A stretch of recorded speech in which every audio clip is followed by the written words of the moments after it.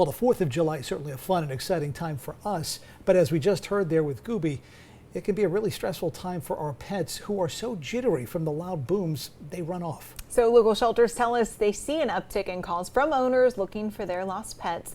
ABC6 reporter Josh Kerman has that story.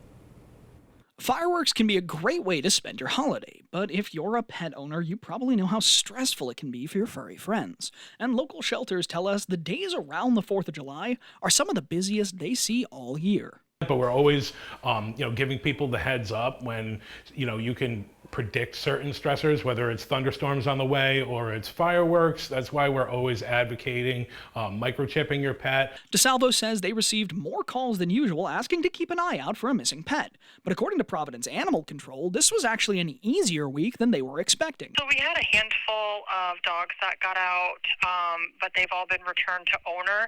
We kind of do see that over the weekend, as people are out and about Friday, Saturday, Sunday. That's when we do impound the most dogs, but normally by the end of the following week, they've all gone home. Cole says they brought in around a dozen dogs this weekend, which is nearly double what they'd normally see, but still down for this time of year. And Cole says that's due to many events being rained out this year. It's really weather dependent.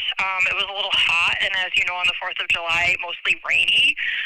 So the weather does play a big factor. There are some tips to keep in mind if you're worried about your pet running off. First and foremost, make sure your pet is secured, so windows, make sure window screens aren't coming out, make sure anybody who's coming and going is closing doors or gates, anything like that that's going to prevent your pet from fleeing in the case that something scares them. So you don't want them leaving home. Shelter staff also recommends taking steps ahead of time, whether it's with ambient noise, medication, or things like thunder blankets. And Cole recommends keeping an up-to-date photo of your pet. In Providence, Josh Kerman, ABC6 News.